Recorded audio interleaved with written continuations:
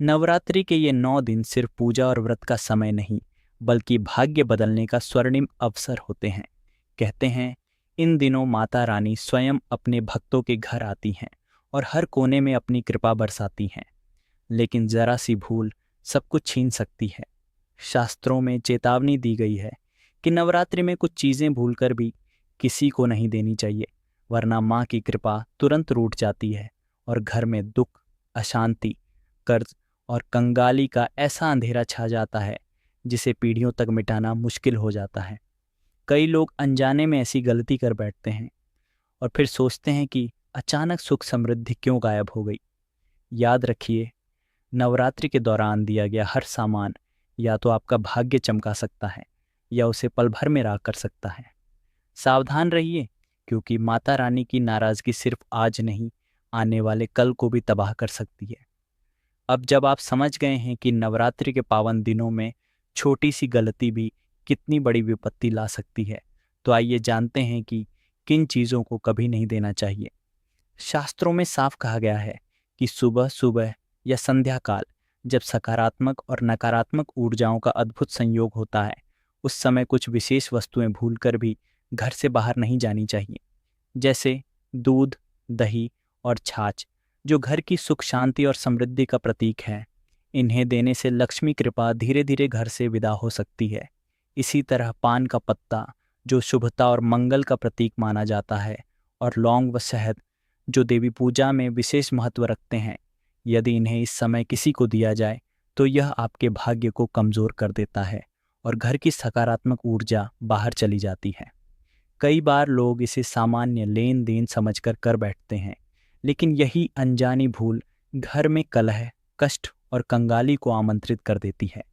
इसलिए नवरात्रि में इन वस्तुओं को देने से पहले 100 बार सोचें, क्योंकि यह समय सिर्फ भक्ति का नहीं, बल्कि सावधानी का भी पर्व है। आइए अब जानते हैं दूसरी ऐसी चीज के बारे में जिसे नवरात्रि में भूलकर भी नहीं देना चाहिए। मोर पंख, जिसे माता की चौकी पर विशेष स्थान दिया जाता है, नवरात्रि के दौरान अत्यंत शुभ और शक्तिशाली प्रतीक माना जाता है। यह न सिर्फ माता रानी की कृपा का प्रतीक है, बल्कि घर की संपन्नता और सुरक्षा का रक्षक भी है। लेकिन अगर भूलवश आपने नवरात्रि के इन पावन दिनों में यह मोर पंख किसी को दे दिया, तो यह ऐसा है जैसे आपने अपने घर की समृद्धि का ताला खोलकर दूसरों के हाथ में चाबी दे दी। शास्त्रों के अनुसार मोर पंख घर की नकारात्मक शक्तियों को सोखकर उन्हें निष्क्रिय कर देता है।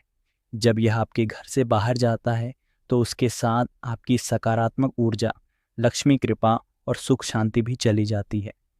कई बार लोग इसे साधारण सजावटी वस्तु समझकर उधार दे देते हैं, लेकिन यह गलती आने वाले समय में कंगाली, अशांति और बाधाओं का कारण बन सकती है।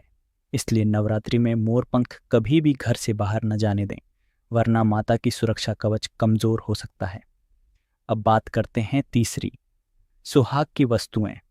नवरात्रि के दौरान सिंदूर, मंगलसूत्र, पायल, बिछुआ या चूड़ियां किसी को भी नहीं देनी चाहिए और न ही किसी से लेनी चाहिए। ये वस्तुएं वैवाहिक जीवन की शक्ति और आशीर्वाद का प्रतीक मानी जाती हैं। इन्हें घर से बाहर देने से दाम्पत्य सुख पर असर पड़ सकता है और परिवार में रिश्तों में दरार तक आ सकती है। अब आते हैं चौथी चीज पर, तेज धार वाली वस्तुएं, जैसे चाकू, कैंची आदि। नवरात्रि में इन्हें किसी को देना बेहद अशुभ माना जाता है। शास्त्रों के अनुसार ये वस्तुएं सिर्फ चीजें नहीं, बल्कि प्रतीक हैं, और इन्हें घर से बाहर देने का मतलब होता है अपने ही रिश्तों और सौभाग्य की डोर को काटना। कहते हैं, ऐसे कर्म से परिवार में कलह बढ़ती है, आपसी प्रेम कमजोर होता है और घर की सुख शांति धीरे धीरे छिनने लगती है। इसलिए इन 9 पावन दिनों में तेज धार वाली कोई भी वस्तु घर से बाहर न जाने दें। अब बात करते हैं पांचवी चीज की, घड़ी या समय से जुड़ी वस्तुएं। नवरात्रि के दौरान घड़ी, वॉच या कोई भी टाइम पीस किसी को देना बहुत ही अशुभ माना जाता है। ज्योतिष शास्त्र के अनुसार समय सिर्फ घड़ी की सुई नहीं है, बल्कि आपके भाग्य का प्रवाह है। जब आप नवरात्रि जैसे पावन दिनों में घड़ी किसी को देते हैं, तो यह ऐसा माना जाता है मानो आप अपने ही सौभाग्य और शुभ समय को दूसरों को सौंप रहे हो। इससे न केवल आपके जीवन की प्रगति रुक सकती है, बल्कि आने वाले शुभ अवसर भी आपके हाथ से फिसल सकते हैं। इसलिए इन 9 दिनों में समय से जुड़ी कोई भी वस्तु घर से बाहर न दें, वरना आपके ही अच्छे समय पर विराम लग सकता है। अब आते हैं छठी चीज, कपड़े। नवरात्रि के पवित्र दिनों में कपड़े देना बेहद संवेदनशील माना गया है। सबसे बड़ी भूल होती है काले कपड़े देना। शास्त्रों के अनुसार काला रंग राहु का प्रतीक है और राहु दोष को बढ़ाता है। नवरात्रि के दौरान अगर आप काले कपड़े दान करते हैं तो यह नकारात्मक ऊर्जाओं को आमंत्रित करता है और जीवन में अचानक परेशानियां बढ़ सकती हैं। इसी तरह सफ़ेद कपड़े नहीं देने चाहिए, यह अशुभ माना जाता है और अनचाहे दुख ला सकता है। और सबसे महत्वपूर्ण बात, अपने पहने हुए पुराने कपड़े कभी न दें। कपड़ों में हमारे घर की ऊर्जा और सौभाग्य बसता है। इन्हें दूसरों को देने से वह ऊर्जा और समृद्धि भी उनके घर चली जाती है। अगर नवरात्रि में कपड़े दान करने हों तो हमेशा नए कपड़े ही दें, ताकि पुण्य भी बढ़े और घर की लक्ष्मी भी बनी रहे। अब बात करते हैं 7वीं और सबसे महत्वपूर्ण चीज़, माँ दुर्गा से जुड़ी पवित्र वस्तुएं।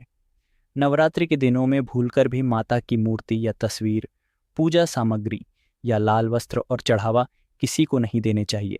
ये वस्तुएं सिर्फ सामान नहीं हैं, बल्कि माता की कृपा और आशीर्वाद का प्रतीक हैं। इन्हें घर से बाहर भेजना ऐसे है जैसे अपनी समृद्धि, सौभाग्य और सुरक्षा को अपने हाथों से बाहर कर देना। शास्त्रों में माना गया है कि अगर ये पवित्र वस्तुएं नवरात्रि के दौरान किसी और को दे दी जाएं, तो घर में माता की कृपा धीरे धीरे कम होने लगती है और धन धान्य की कमी के साथ अशांति बढ़ सकती है। इसलिए इन दिनों में इन वस्तुओं को सहेज कर रखें और सिर्फ पूजा में ही प्रयोग करें, ताकि माता की कृपा आपके घर में बनी रहे। अब जानते हैं 8वीं श्रेणी, रसोई से जुड़ी चीज़ें, जिनका नवरात्रि में उधार देना बड़ा अशुभ माना गया है। घी, तेल और हल्दी, ये तीनों वस्तुएं घर की समृद्धि, सौभाग्य और सकारात्मक ऊर्जा के प्रतीक मानी जाती हैं।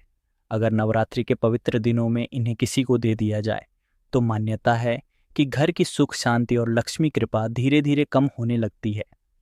खासकर सुबह या संध्या काल के समय इन वस्तुओं को घर से बाहर ना निकालें, क्योंकि यही समय देवी देवताओं का आगमन और घर में ऊर्जा के संचार का माना जाता है।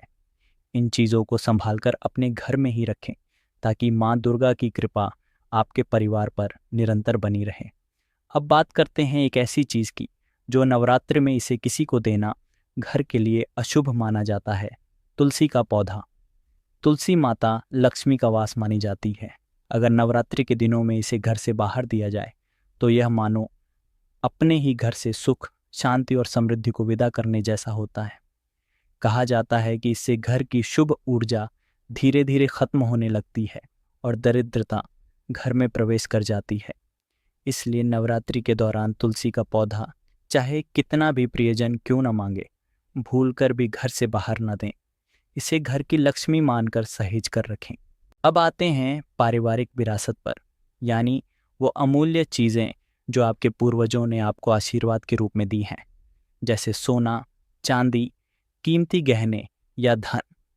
नवरात्रि के पवित्र दिनों में इन वस्तुओं को उधार देना या दान करना सख्त वर्जित माना गया है, क्योंकि ये सिर्फ चीज़ें नहीं हैं, बल्कि आपके कुल का सौभाग्य, आपके घर की रक्षा और आशीर्वाद का प्रतीक हैं।